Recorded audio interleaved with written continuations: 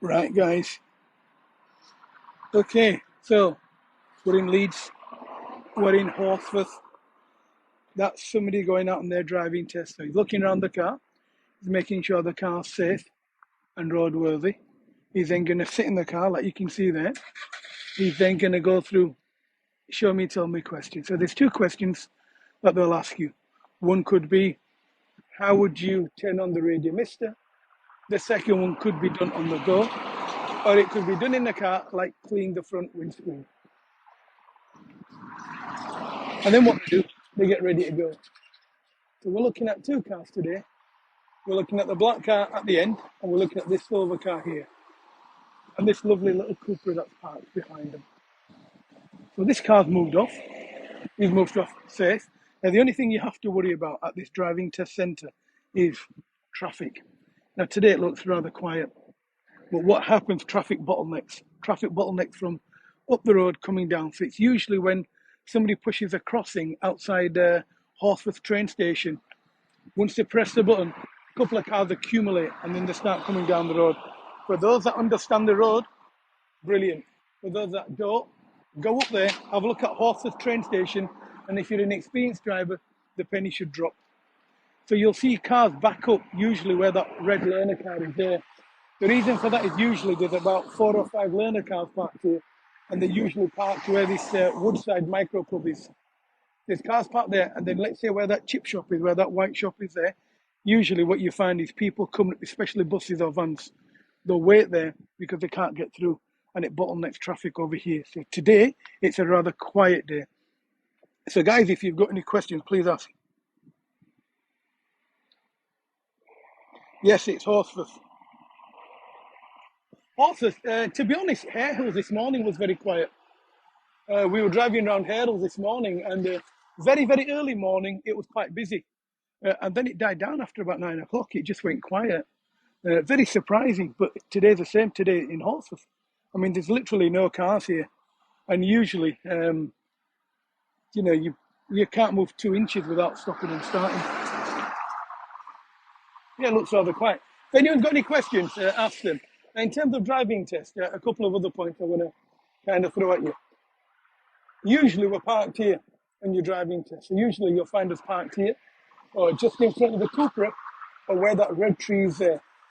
If you're over here, you would be expected to take where that white shop is there, that turn on the right. Usually people get that wrong because what they do when they overtake a vehicle, they don't come back to their side of the road. And this is a learner car going out on his driving test, I think, or just pulling up near the driving test. We'll walk away because we don't want to listen to what they've got to say.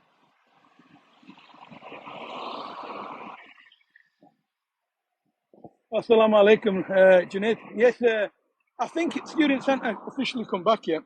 And because students haven't really come back, it's like that. But yeah, it's very, very quiet here today. Round day was the same. Now, the only thing you have to worry about, shockingly, when it's quiet, it's sometimes harder to pass a driving test. The reason for that is people are just travelling generally faster.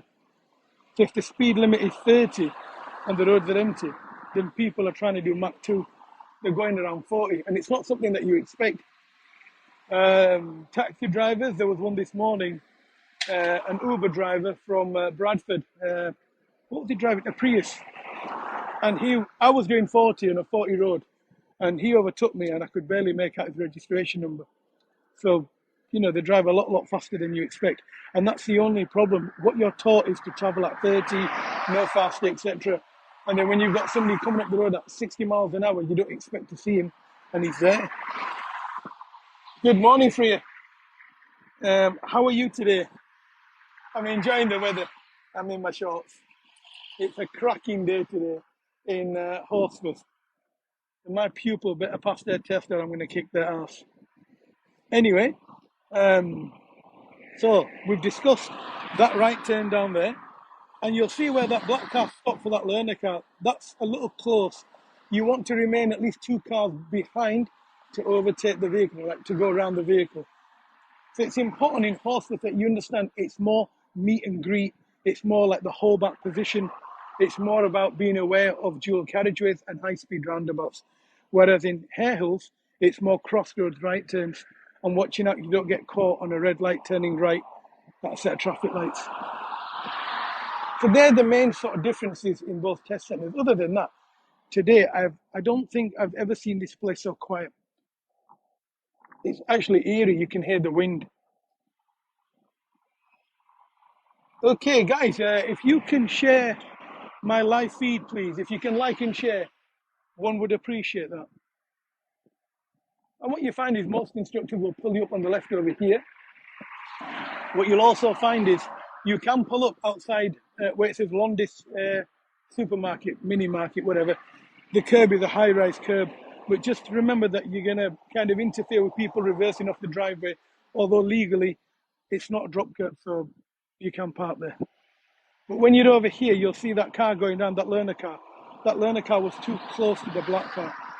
Essentially, when you're going around a parked vehicle, you need to be at least 2 spaces back to give you enough opportunity and time to steer around the vehicle. And then what you've got, when you're driving your car here, you'll find these guys. Now, there's a lot of deliveries here because Horsforth is a very commercial area. There's a lot of big businesses here, especially timber yards, concrete places, and it's something you need to be aware of. Now, if you don't understand the holdback position and you haven't done it with your parents or whoever you're learning with, your driving instructor, you will not pass your driving test in Horsforth. You need to understand how far back you need to stop behind a car. Very important that you understand. Sorry, I was looking at the aeroplane. Yeah, not my car, Amber's new Ferrari. I bet she lost sleep over that. But no, generally speaking, the reason why you get too close to the curb is because A, your turning angle is too sharp, or B, you're too close to the curb generally. It's one of them things. But look, you're a new driver, Freya. Look, you've just started with us. And to be fair, you need an opportunity to not just make the mistake, but also to correct it. But you're not going to correct a mistake till you make the mistake. Then you're not going to fix the mistake until you understand the mistake. And once you understand the mistake, nobody makes the same mistake twice. And to be honest, Freya, honestly, I've gone over curbs even now. I've passed my test 30 odd years ago. We still do it. We're human beings. We all make mistakes. I hope that clarifies that. So yeah, I might think the sun shines at my ass. It doesn't. I'm not that good a driver. I'm a qualified driver. I'm an experienced driver, but I'm not all that. And this is what I mean about cars overtaking lorries. So if there's a car parked here and there's a van coming down the road, that lorry would have to stop. So then you need to understand not just the holdback position where you need to stop. You then need to understand what a cluster of cars mean. Sorry, I'm gobbing all over the screen. So you need to understand what a cluster of cars is. So what we're doing now, we're looking at this van coming up the road. Now he's on his own, so he's not a cluster. So we're looking opposite now, and we're looking at this white van here. Now he's not a cluster. Now we've just seen that scrap van turn right. He's not a cluster. I can't even demonstrate on this road today, it's so quiet. But what that means is when there's 2 or 3 cars bunched together, a bit like grapes. So when there's a couple of cars together, they're a cluster. And that's something that you need to understand on your driving test. If you're not a part of the cluster and the vehicle the road that you're going down and there's a vehicle that stopped, he's stopped for that cluster of cars and not for you. And that's like a test failed. You need to understand why. And that's because he wasn't waiting for you. So over here, we can see 3 cars. They're coming up the road. Now, these 3 are a cluster of cars, but the car behind is not a part of that cluster. So let's say for the sake of argument, a car stops over here. He would let these 3 cars go, and then the blue car would have to wait. So this blue car, now the blue car is doing a golf special. So now he's made himself a part of that cluster. But he wasn't a part of that cluster. Let's take this car, for example. He's not a part of that cluster, so he would have to wait for the 3 cars that were waiting. And that's the difference between a cluster of cars and a single car. And they just say to you, that you're getting, you should have given way because you were not a part of that cluster of cars. And it's a very easy test fail. It's something that's very normally spoken of. And it's important that you understand the difference between cluster and no cluster. Okay, does anyone else have any questions?